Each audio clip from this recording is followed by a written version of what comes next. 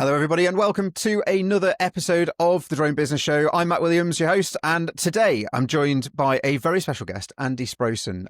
Andy, it's great to have you on, mate. Thank you for offering to sacrifice yourself and come forward and join us for the day. It's going to be an interesting conversation, I think. Andy, for those who aren't aware, a very interesting journey to where he's at now, which we're going to explore over the next kind of hopefully 45 minutes or so, and see where we end up. So, Andy, thanks for joining us, mate. If you wouldn't mind, it's like that blind date thing, right? Give us your name and where you come from. So, yeah, if you wouldn't mind, mate, just let us know what it is. If you could just go back to the very beginning and tell us where you're at now. And I think that the key for this is lots of people, to me, are reaching out, asking about drone spraying. And you are, at the moment, at the forefront of that, not just in the UK, but around the world, right? You've been in China recently, I think, and stuff like that. I don't know whether you can talk about it, can you? But if you can't, you can't. But if you wouldn't mind, mate, start at the beginning and let us know your journey. That'd be really interesting to hear.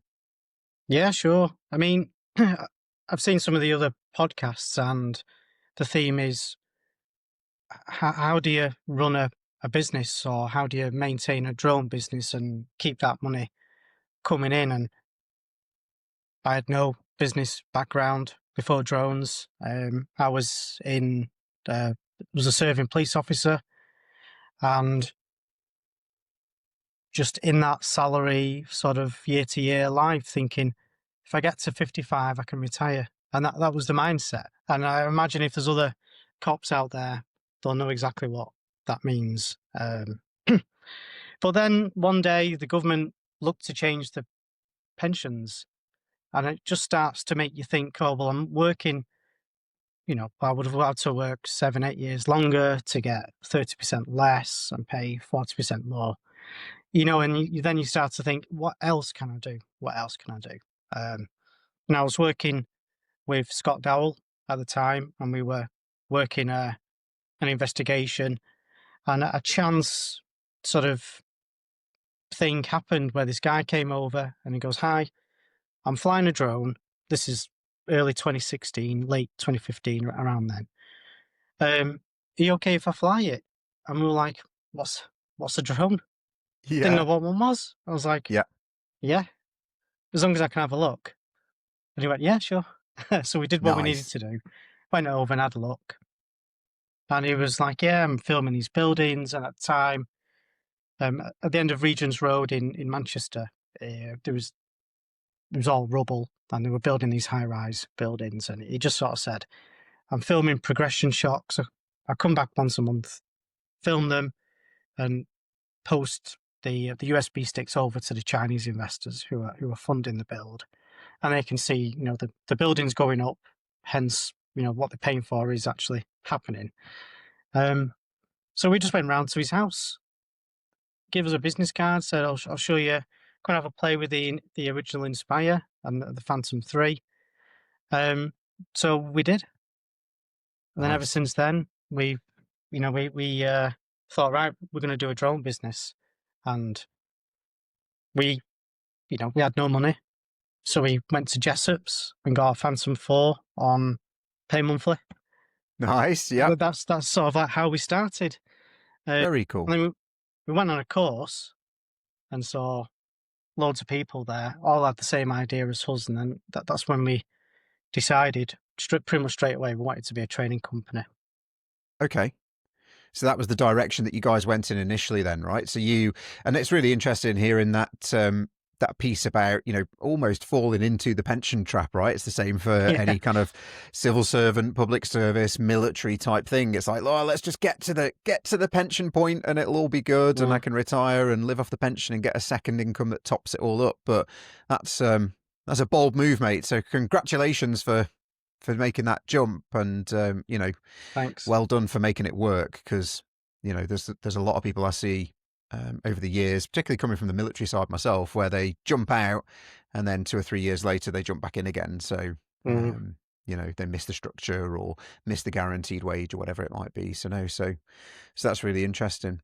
So you set up a training company then. So what's the name of that training company? Is that still going? Is that something that the listeners might, maybe if they're in the UK, because we've got an international audience, right? But if they're if they're in the UK, or maybe it is international. Could you just describe that a little bit and lean into Yeah. that? Yeah, so we're called Pigs Can Fly, and most like everyone who's ever watched one of your podcasts or your previous videos, or anyone who's really interacted in the drone industry, we started doing maybe a wedding photo, and we did, residential picture. We're trying to do inspections. We were trying to do everything whilst we found our feet. But all that was really to support getting an approval from the CAA to train remote pilots, because managing that in and around shifts at the time was, for us, we were able to, say, run a course once a month in and around shifts. So it didn't impact our professional sort of careers in the police, because there's a balance there. We've got family and all those sorts of things. So yeah, and it's still going. We wanted to offer value and strip out the nonsense, give what's needed, offer an attractive price, and it's something that people can take on and not get burdened with crazy overheads just to get going. Yeah. Yeah. Nice. So is that in the UK at the time of recording this podcast? Is that the A2 and the GVC that you guys offer then? Yes. Yeah. At the Okay. moment. Yeah. And do you do that in person or online or both, or what's the sketch if people want to hit you up It's for a it? bit of a mix. A2 is all online. E-learning and your online exam, and then the GVC depends what you want, but 90% it's online input, exam, e-learning, and then obviously the flight test is always in person. But yeah, we do classroom GVCs. It's yeah, Nice. they're always better, but demand for that's gone since COVID, as we both went through together in 2020. So yeah, Yeah, that's it. That's it, mate. Well, okay, and I promise to anyone listening, this isn't a sponsored or paid podcast. This is just purely yeah, part yeah, of the journey, right? So we give everyone try and give everyone a fair opportunity to tell us exactly what it is that they do and how they, sustain it. And that was one of the things I found. Like, we started off doing model helicopters with cameras on back in the day for film and TV. And then I got into flying heavy lift drones for film and TV. That then led to the opportunity that I saw of doing the setting up a training school back in 2014 now, so quite a long time ago, and we built that training school right alongside everything else, and that did a couple of things. It allowed us to spot people who came through who stood out from everybody else, because we were training thousands of pilots a year, mm, and I could spot people who came through who, yeah, like I say, genuinely stood out, and that meant I was like, okay, cool, I need pilots. I can cherry pick the people, so it allowed me that opportunity. But it also, if I'm honest, brutally honest, brought in a really useful revenue stream to allow us to grow the operational side of the business, because we knew that we'd always have a continual kind of income from that with a very good margin, and we could use that to do the business development side that a lot of other companies couldn't do in the operational space. So yeah, so it's quite interesting. I think it's funny, right, that we both kind of went in that same direction, came yeah. out of the me military, you police, into the operations, then the training, and carried on with the operational piece. So you've got the training bit, which is still going now. What then happened with your operational side of things, and when did you make that? What was it that led you to that decision to go from working as a police officer full time and then doing the drone training on the side, if you like? Mm. What was it that gave you that? Nope, I need to go full time with this now. What was that kind of cut off point? What was the decision process?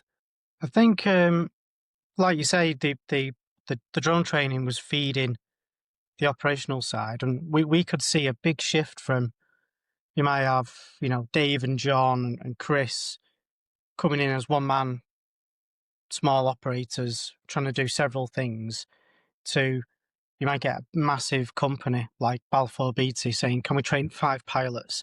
And we're building an internal system, a team now to cover all that work. And there was a big shift there, and we were able to have that overview as a training company, which was really good. And it's got us looking towards what else is out there, what could we do. And then we run a GVC course at the end of 2019 and met someone called Rob Pearson, who we founded AutoSpray Systems with, and it was a funny time of the COVID outbreak, and we were looking at using heavy lift drones. Not many people were doing it. The marketplace looked like it was most people were trying to fly higher or closer, or to people, or further away, like extended line of sight, beyond line of sight. We couldn't really see that much going on in heavy lift, like super big heavy lift, and not that much in agriculture, maybe, data, but no spraying. And when we spoke to the manufacturer to begin with in those early days, they weren't an outward company. It was China only, domestic only, small operations outside of China. And we sort of said, well, can we we want to bring this over to the UK? And they were like, yeah, what are you going to use it for? And we talked about the operation we were looking at, and they were like, well, why not crop spray? It makes no sense. This is an agricultural drone. We're like, I know, but we wanted to lift this equipment to do this specific thing, and they just couldn't understand it. Like, why not crop spraying? And it was just like, yeah, why aren't we crop spraying? I couldn't answer. And then COVID hit, and they were using those drones to do different things in China, and it was a crazy sort of time. But when we came out of that sort of period, early, mid-20, we spoke to certain organisations in the UK at the time, and were like, what do you think about crop spraying? Is it something viable? I had no experience. I've been on a farm, but I've never worked a farm. I live in Manchester. I've grown some things in the garden, but that was the exposure of my agriculture, that was it. Interesting. That was the same for all three of us, me, Rob and Scott. So we spoke to people like Harper Adams University and other people who were looking at the crop spraying sort of area with drones at the time. And the feedback was, you're wasting your time. You're going to lose a load of time, a load of money. Don't bother. It's going to be 15 years. And maybe it's that sort of resilience you get from in those industries we were in. We thought, no, we're going to sort of prove you wrong, and we're going to try and do this. We think there's a big market there. They're doing it in other countries. Why not UK and Europe? How often do you get the benefit of seeing something that's been routinely done for nearly 10 years in other countries with a technology that's proven that's not here? It was sort of like it seemed like it was on a plate. Let's bring it over here and let's try and do it. We know it works, so we just need to prove it works here. And that's sort of how we got started. Interesting. So, and this is one of those things, right? So, kind of niching down is something that I tell people to do. It's that whole don't go and offer everything to everybody. You've got to choose one thing. You've got to learn about it and kind of find a way to bring a solution to market that solves a pain point for people. And that's where all of a sudden your value increases and you're not selling your time for money. You start to be like, okay, cool. Well, AutoSpray Systems can come in and they can do this, and not the microphone. And the way that helps you is by increasing, the yield, but it reduces the time it takes to apply, or the data to application for the fertilizer or the whatever it is, the pesticide or herbicide. I don't know. Like, you can go on to that and tell us, hopefully. But it's about that solution piece, right? Yeah. I would say. So what were the biggest challenges you found then? Because a lot of people, like I say, a lot of people are asking about getting into agriculture, the spraying side in particular. What were the biggest challenges in terms of getting getting a solution up and running and implemented for you in the UK? And then we'll come on to kind of what you see in terms of worldwide after that, if that's okay. Initially, obviously, you've got to get the aircraft flying. So then you're into the OSC sort of world there. And I think I'd watched one of your OSC inputs back in the day. Okay. Funnily enough, Yeah. You know what I mean? And I had no experience of writing an OSC prior to doing ours. And yeah, that was one of the main challenges, really. We were lucky because the CA released a PDRA2 around that time, so we applied for that and got it. and that gave us the means to go out there and just fly the thing and figure out what our procedures are going to be. It was really, really good. It's like an R&D Interesting. permission. Really, Yeah. really sort of helps us iron things out where you can actually go into a field and fly it and think, right, I need to do X, Y, and Z. That's not worked. Let's change this. Let's change that rather than it all be desktop based. Yeah, and also then as well, you add some additional legislation for aerial spraying within agriculture in the UK. And thankfully, the team at the CAA decided to issue like an exemption against those regulations because Okay. those regs were built around helicopter spraying. Right. And there is a CAB document, 95% of it is just completely irrelevant. It's all about helicopter stuff, which you'll know more about than me. I don't have a clue. Yeah. Well, maybe not. Yeah. Yeah. But yeah, and then that was like part one. But with this job, you've got two regulators, and you've got the HSE who oversee all pesticide approvals and use in the UK. And if you think it's hard going through an OSC, it is 10, 20, 30 times harder working with food security and food safety. It Interesting. really is. Yeah. Okay. And is that a course that people can do then to get that qualification? Does that exist now? Or is that something that, because it's kind of so early in the process overall in the UK in particular, that it has to be done piecemeal and you have to get the trust of that regulator or that body to be able to do it? So with, let me think. So with pesticides in the HSE, there are qualifications out there by registered bodies who can teach you how to handle chemicals safely, how to apply them safely with current machinery like knapsack sprayer or boom sprayer, or there's actually hundreds of qualifications. You can get ones for working at height, working with a chainsaw, all that sort of stuff. But in terms of applying by a drone, there isn't really. We created a custom course with Lantra a couple of years ago, and I've recently just, we're sort of looking at that to make that more of a permanent qualification.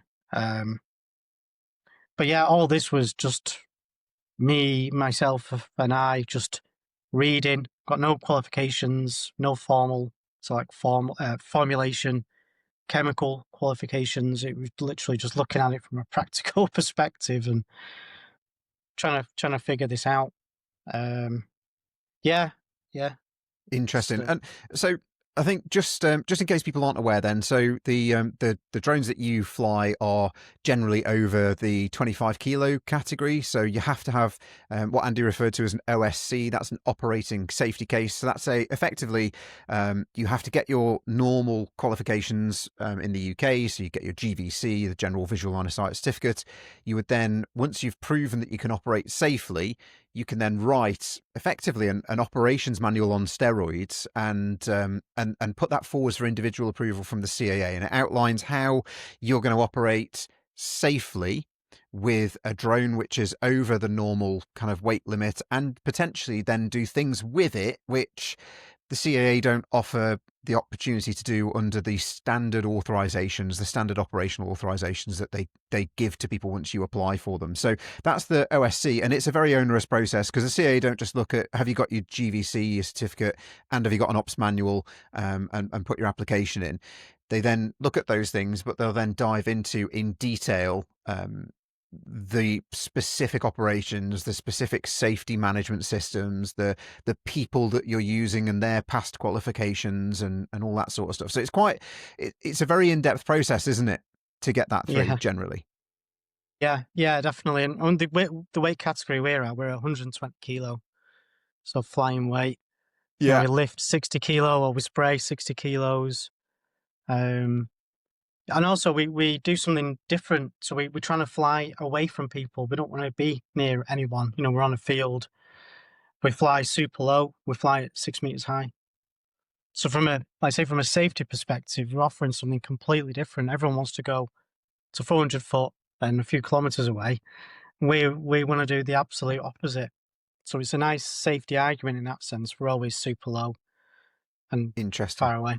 Yeah. But you've still got to make that safety argument, right, and get it past the regulator and all that sort of stuff. So, Yeah. so that's really interesting. So, would you say that what's the biggest barrier to entry then for people that do want to kind of get into that side of things? Is it buying the drone in the first place and the cost of that? Is it getting the additional qualifications you need? Is it finding leads and generating the business? Is it getting that OSC in place? What are the biggest barriers to entry, would you say, the biggest hurdles people have got to get over? I see you laughing for those You who are just listening. listed them all. Yeah. There you go. What's the biggest one? Yeah. You know what? It's all of that combined, and that's what we're trying to do as a solution, is offer that route. So rather than what's the lag time of you submitting your OSC to getting your permission to fly? Let's just say it's 12 months. From maybe with the new process, it is a lot quicker, and hearing a lot of feedback in the industry that it is a lot faster, which is great. But you've still got to write it. So if you include writing and submitting and getting the approval, 12 months. Then you've got to buy the drone. It's a big kit. So it's probably like M300 money. It's around the 35 to 40,000 mark. You've then got insurance that we always use. Simon at Moonrock, we've got a good relationship there. And then you've got to get the work. And you need that Agri sort of knowledge. And like you say, you need to sell your services. And it's more than just, I can do this and it will cost this much. It's, well, if you don't do this, then you won't make as much. Therefore, you'll lose this much. It's a funny, you need to know the person, work the person and work the problem. So we had, say, there was it was really wet last year. So all the massive machinery couldn't get onto the fields of wheat down south. Yeah. So we used a agricultural contractor who both applies fertilizers and then harvests for loads of different farms. And we said to them, what's the cost of not applying fertilizer sort of like now, February, March in the UK? What does it cost to do? What will you lose in 6 months if you don't do it? And they went, I'll tell you what, we'll look at the yield data that we got out of the harvesters last year and what fertilizer they inputted in. And they were able to calculate an approximate yield loss per ton. So then we go to the farmers and say, we can get that fertilizer on for you. It's going to be X amount, call it, I think we were charging £175 a hectare, which is crazy, crazy money for fertilizer. You normally at 20 quid a hectare, if that. Okay. Yeah. And that was, a situation where we're able to sort of find that sweet spot between what can be lost and what can be gained. What's the cost of doing nothing?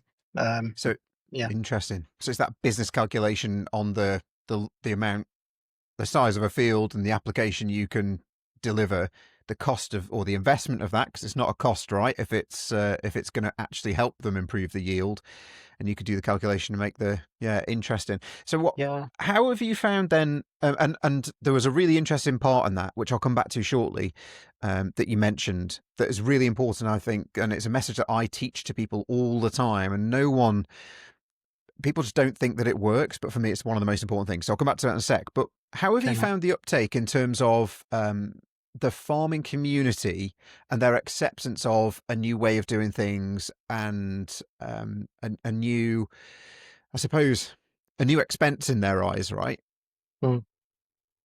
It's all about trust and confidence, and there's a real big piece of the puzzle because that crop is their livelihood. If that crop fails, they don't eat.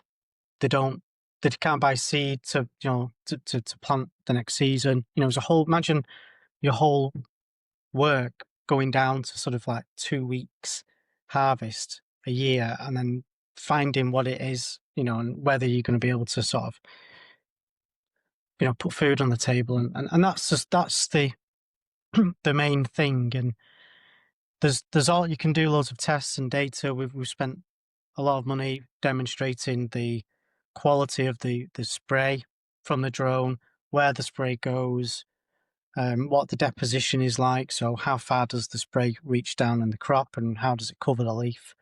All those sorts of things. And we've done that to a regulatory standard to give that confidence. But you still need that personal sort of relationship with that person. And we did that by going out on our own and saying, would you like us to do this? We've got this capability. Can we test a bit there? We can do this. And it's just getting that one person to say, yeah. And we got a lot of no's. Got a lot of no's to begin with. And you doubt yourself, and you think those people were right, maybe. I don't know. Yeah. You got to keep going. And then you get a yes.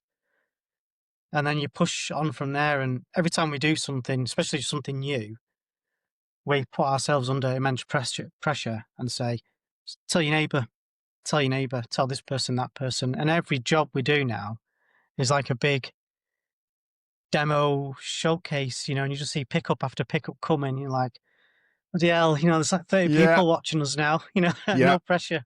Yeah. Yeah. That's But amazing. seeing is believing. Seeing Yeah. is believing. Yeah. Big time. I was, if again, for anyone listening, I was fist pumping the air while Andy Yeah. was saying that in the last bit, right? But again, it's one of these things, right? Part of the messaging that I put out to people. And if you're listening to this live, I literally dropped a video a couple of hours ago onto the YouTube channel, the Drone Business Network YouTube channel. One of those points in there is kind of about becoming comfortable with being uncomfortable and trying to get those referrals, trying to just say to people, like, even if they say no, don't take that as a brick wall. Leave it in a place where you could potentially open a conversation with them in the future once it's been more proven in their eyes or whatever it might be. But just say, okay, totally understand it's not for you right now. Do you know anyone else with, in your case, with a farm or any other agronomists who might be interested, who you could connect us to? Because that then goes, okay, yeah, fine. I'll give Dave a shout and give him your number and get him to give you a call. And I think that's really important. As you say, it grows very quickly if you start to just do those extra little bits that 95% of other people just won't do. No, exactly. I mean, we're trying to sort of help this situation. We've got our own sort of pilot network. So if you want to try and shortcut this OSC sort of minefield and things like that, you can come on one of our courses. You can become one of our remote pilots, part of our pilot network, and we'll help shape that. And we do monthly CPD sessions to sort of keep that standard up and share those ideas. And just one of our pilots, for example, 6 months ago, was looking for some work. So we got the addresses of all the farmers within like a 30-mile radius and wrote them a letter. It was just something different rather than knocking on the door, ringing up, can I do this? And it's like, no, thanks. It was a personal letter, and his response rate was very, very high. Nice. A wicked marketing tactic. Yeah. Whereas used to say lumpy mail was the big one, right? Like I used to send out Boost bars, so the Boost chocolate bars that you can get in the UK. And I used to send those out in a jiffy bag and again, a handwritten note, to marketing companies and to directors and producers and media companies to say, this is us. Here's a scan this QR code to check out our show reel kind of thing. And the feedback we got from that was massive because other people, like you say, they just pick up the phone or they just send a crappy cold email or add someone on LinkedIn and send them oh, this is me, I fly drones. Can I come fly for you? You're like, you're so close, but you just missed the mark, which, wasn't bad for us, but it was, yeah. I think you're showing your age there. I'm not sure they do Boost bars anymore. That's it. Damn it.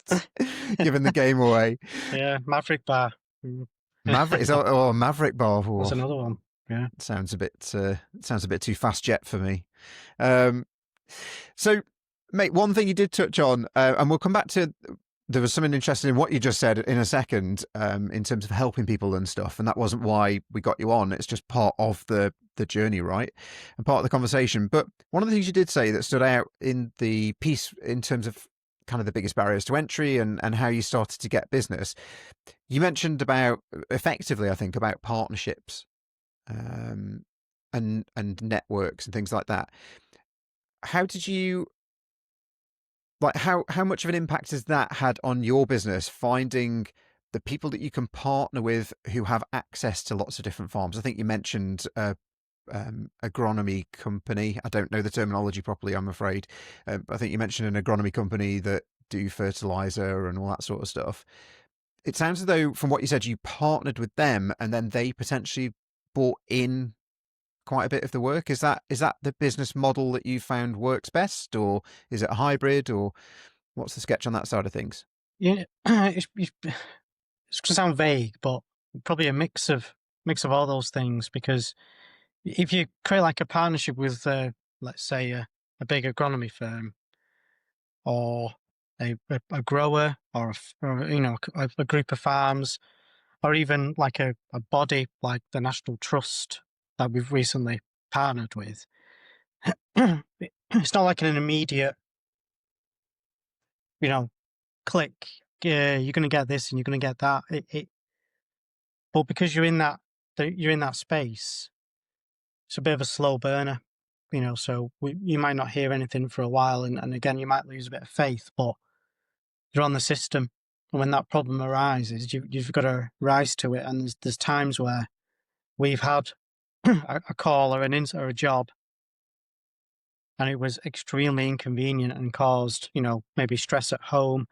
One of us couldn't do it for whatever reason, when we sort of struggled on, but we didn't let the client see that. We got there early, we stayed late, and did everything that we said we would do. And I think that's the key: is if you always do what you said you would do, that faith will come back round, and then that partnership and that sort of network grows, and that's where I suppose that's reputation, I suppose, isn't it?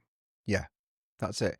And have you found potentially then, off the back of having the tie into those networks, albeit the kind of revenue and the profit margin might be lower on jobs that you do through them, are you then finding that because your reputation is improving and you're becoming known by more and more people, are you starting to get more people reaching out to you directly, or is that not a side of is not part of the business model that you guys lean into?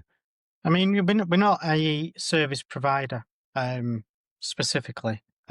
Okay. So we will champion a new use case or pesticide product, that we're working on. Then we'll train that out and put that out there to the network so that they can go and fulfill those service needs. But 1,000,000% what you're saying there is, we were looking at the new Future Flight Challenge funding application, and looked really interesting. And we've got a beyond visual line of sight permission, so let's try and leverage that. And how do we sort of expand that commercially quicker? And seeing the funding call, it was well, who like I say, you look at who's in your black book, who could offer something really exciting to this funding call. And because of the work that we've done previously, I was able to contact the Woodland Trust, but actually someone at the Woodland Trust, you know what I mean, Okay. who you can work with and say, we want to leverage this permission. We've got this funding call. What do you think about partnering up? And it was, yeah, sure. Sounds great. And then same with the National Trust, was able to contact them, the national sort of drone lead and technology lead, and say, we've got this capability, we've got this funding call. What do you think about partnering up? And it was just yeah. Interesting. So, we've Yeah. got those like major partners, but that's purely based on prior relationships and work that we'd done and solving problems. It's yeah. Mate, all the words, all the phrases you're coming out with are music to my ears, because it's exactly what we tell people they need to be doing, right? And it's so much more than just getting a drone, getting your qualifications, getting your insurance and a website, throwing it up and getting out there. Like, you're never gonna you're never going to make something sustainable that means you can break away from your 9 to 5. Oh, I say never. It's very, very unlikely. You're not setting yourself up for success. You're setting yourself up for frustration and becoming one of the statistics, right? In terms of everyone saying the drone market's saturated. And it is, it's full of people, but it's full of people just doing that, not doing that, those extra bits, not building these relationships, not thinking a little bit outside the box as to how to, that there are 4 or 5 ways to solve one problem or get to one person. And you only succeed if you try those 4 or 5 different ways, I think. Yeah, definitely. So on the spraying side of things then, mate, I've got this vision, right, of these massive drones, 120 kilo all at weight, flying, over these fields, big tanks on and big sprayer bars and stuff, spraying. Is that what it looks like on a kind of a typical job? Or are you going out in fact, no, I want to take a step back from that. Because all of it, I suppose, relies on accurate data. You mentioned about yield and stuff like that earlier on. How do you collect that data to be able to then go and deliver the kind of the application of the chemical, whatever it might be, fertilizer, pesticide, herbicide? Is that how it works? Like you go and work with an agronomist to get that data in the first place, and then they come up with a prescription map, or do you guys do that yourself, or what's that process look like? And then what does it look like when you actually go out with the drone and deliver the product? So yeah, I always liken an agronomist to a doctor. So the doctor will prescribe a particular medicine, and even our drone will say medicine box on the side, and you're delivering that medicine to regain the health of that crop. Everything goes through the agronomist. The agronomist is in control, well, not in control, but prescribes, like you say, what is best to do, and the farmer will have the final say. Most of the time we'll go with the agronomist, but an agronomist is a trained individual. They've been to college and university, have got qualifications to prescribe the correct solution to that problem.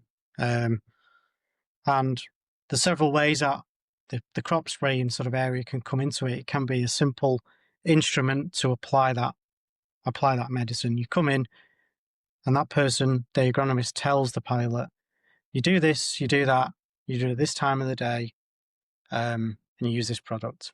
Dead simple. And it's a simple blanket spray evenly across the whole field. And it changes slightly with different issues. If you've got fertilizers, let's say the field's on a bit of a slope, water runs downhill. So there might be a lot more water and a lot more nitrogen at the bottom of the hill versus the top. So they might... Interesting. Previously, the application would be, well, I'm going to get the tractor on there, so I'm going to hit the whole field.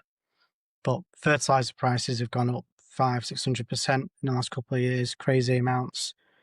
So now let's think differently. What is better for the soil, the environment? There's a big nature sort of recovery push from DEFRA and the government globally. How can we use these products more effectively? How can we reduce our chemical reliance? And if everyone's watched Clarkson's Farm, you'll see a big element about soil health and how to regen the soil, use less products, use it better. So that's sort of how it sort of funnels into the operation. And yeah, we can take that data, just ping it to the drone through Pix4D, for example, and we can tell it to do a prescription map, apply different rates in different areas. But yeah, you literally you can get a field boundary from the agronomist or the farmer. It might be RTK surveyed by another drone operator. The problem is you still need to do a crop walk. The agronomist, you may scan a field, and another drone company might scan the field and determine, the crop health is poor over there. But what is it? Is it a pest or is it a disease? And if it's one of those two, what disease is it and what pest is it? You can't do that without actually physically looking. And we're not aware of any. I hope someone can get in touch and tell us they've got a capability to fly over and identify a particular disease or pest, because that would really sort of transform the market and increase the pace of identification tenfold. It really would. But at the moment, that sort of service it's a little bit of a waste of money because the agronomist still needs to go and do it. They might identify where they need to walk. But then when we get on field, we've got a generator with us because you need to charge the batteries. It's a big drone and we're trying to output a lot of material quick. And the longer it takes, the less cost effective you are. Yes. So we try and we always joke it's a bit like an F1 pit stop. So the drone comes down within 30 seconds. We've filled the tank, changed the batteries, and it's out. Nice. Because time is money. The batteries charge up in 8 minutes. Okay. So we have Wow. 3-4 sets of batteries, so we can continuously run. We've built a filling system to fill the tank in 30 seconds. But when you think about it over the course of a day, it really does sort of start to add up, and the demands on your ground equipment become really high. We've all got 4x4 trucks. We haul big trailers to carry the stuff. Our generator's 1.2 tons. It's a 27 kVA this generator. Is not a little Honda you can pick up and carry with you, right? No, and we can charge 3 batteries on that. Any more it'll start to cut out. Does that, and that'll power your house. Yeah. Big energy sort of consumption. Yeah, so that's sort of what it looks like. But the drone is coming in every couple of minutes, 4 or 5 minutes, refill, back out. Interesting. And is it autonomous? Is it kind of, it's all pre-programmed, it knows where it needs to go and what it needs to do? Or is there much pilot intervention required? Or is the pilot piece more of a monitoring and making sure everything is safe and working as it should? Yeah, like monitoring. So master and slave. So you tell it what to do. So you tell it the field boundary, your flight height, your flight speed, your droplet size, your flight height, all those sorts of bits. Identify sort of obstacles in the field because they like to have telegraph poles right in the middle of the and field. Wires and wires, yeah, all those horrible things. Yeah. So you're mapping, just like with a computer, 95% of it is in your planning. The last sort of little bit is your site survey and ironing out that field. But once you've done it once, generally you can repeat the application over and over and over because you're right. As long as, obstacles move sometimes, like that guy with the crane a few years ago. Same sort of system. But after that, it's fully autonomous. It'll fly out, it'll apply, it remembers where it's run out of battery, so it'll come back, you refill it and go back out and carry on where it's left off. And interestingly as well, it's got onboard sort of AI. So if you've got a field with a row of 20 rows, say it does 1, 2, 3, starts number 4, comes back for a refill, you'll fly back out and you'll think, not efficient to finish off number 4. I'm going to fly over there and do row 20. And I'll do row 20, 19, 18, come back over to 4, fill in, come back, because it wants long. Interesting. The more turns you have, the less efficient you are, because it kills battery, rotating, slowing, turning. Yeah. Huh. Mate, that's very cool. So it's a lot more kind of automated and process driven than even I thought it was going to be. So that's really interesting. Thank you for sharing that. So in terms of if someone was interested, or, I say if someone was, lots of people are interested in getting into this then, what guidance and advice are you able to offer, if any, to help people? I think, you've already mentioned, and if I'm honest, I wasn't aware that you offered that as a service where you guys were able to take people in and effectively train them, by the sounds of it, to become an operator on your network. So how does that work, and where can people find out more about that, and can they reach out to you to speak to that a bit more? Yeah, well, you know what? To begin with, I'd say happy to impart any sort of advice. So just get in touch, find me on LinkedIn, and I'll reply to those messages and give you a bit of a steer. But I'd really sort of encourage people to sort of, if you're looking at agriculture, to find anyone through friends and family that know someone in agriculture, and just to give you that eye-opening sort of experience and advice, and let you know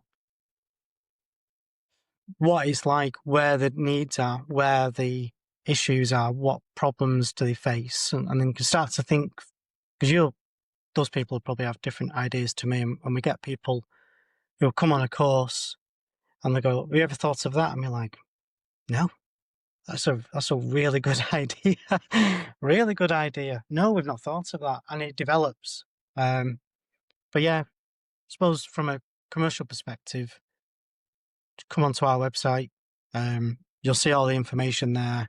We run courses once a month, and it will shortcut your journey. You know, if you want to get into it really quickly, that's probably your best way to get on board at the moment in the UK. And then we'll look after you. We'll look after you in terms of, we manage all the permissions with the CAA annually.